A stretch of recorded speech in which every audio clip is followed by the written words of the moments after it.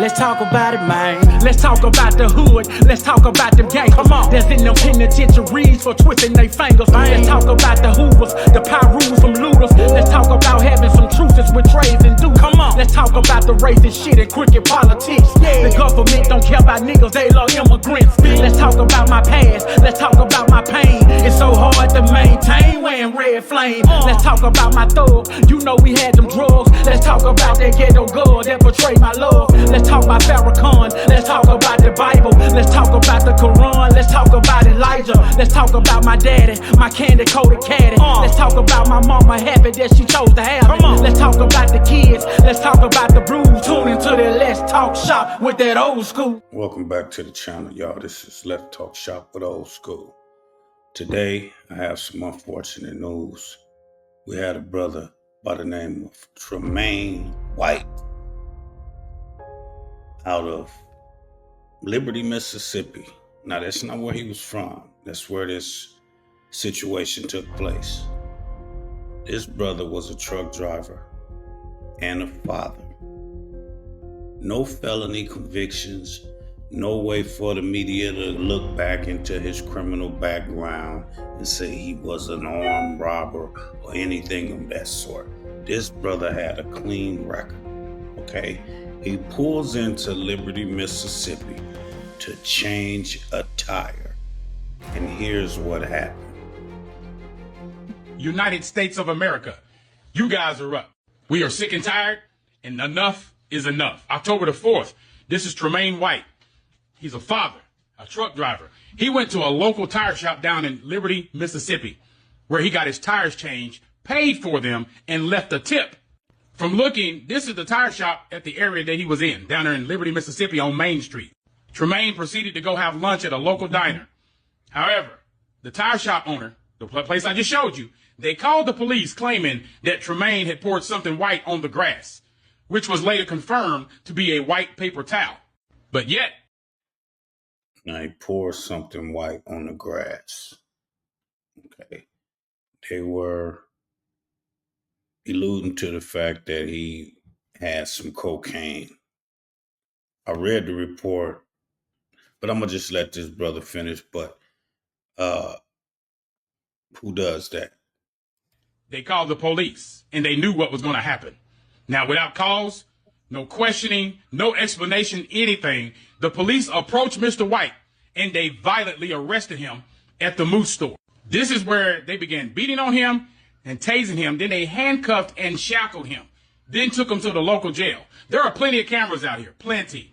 All right, so we need those cameras. We need to see the footage off of every single bit of that. Now, the good people over there at the Moose store ended up contacting Tremaine's mother. Yes.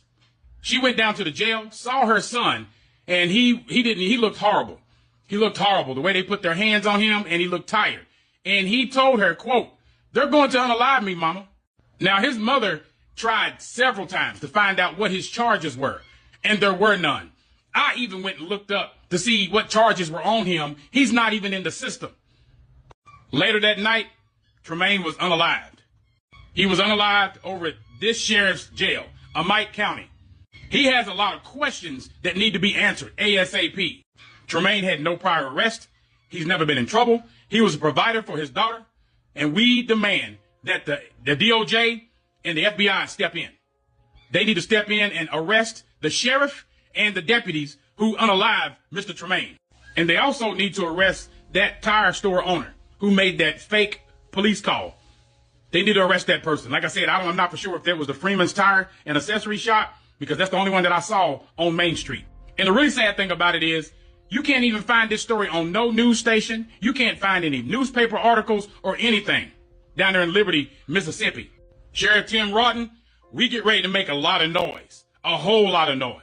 I want everybody to share this, boost this. We're going to cry aloud until we see justice done. Justice includes holding them accountable, arrest made, and being convicted. This has just always been shameful, man. But this is what we go through as people. This is what we go through. I remember I was working for a company because I was a truck driver too. That's why this case is close and near and dear to me. But I was down in Myrtle, Mississippi, and the company knew that area was very racist. A lot of truck drivers down in Myrtle, Mississippi. Anybody that ever been down there that's a brother, tap in. They've been very racist down there. So I can recall being in an area of Myrtle, Mississippi, and I told my company, I said, "Hey, listen, I'm not comfortable going through this here area. You know, it looked old. It looked like it's back in the civil rights era, just like that place did, out in the country. You know, as us as a people, man, there's certain places I just don't go. Me, I'm not. If it looked like it's messed up, I'm not dipping down there. I'm not dipping. I'm gonna do a future video and show you and reveal my experience in the sundown town. But right now, comment and subscribe. Comment and let me know what you think. Is Emmett County Police Department? I believe it was Liberty Police Department, but it was in Emmett County out of Mississippi. Do you think they killed this brother while he was in jail? Is this another case like Sandra Bland? Because just like my man said, it was cameras all over the place. But we ain't seen it. There's been no public outrage. This case hasn't been in the news or anything. So let me know what y'all think. We going. Hey, love. Let's talk about it, man.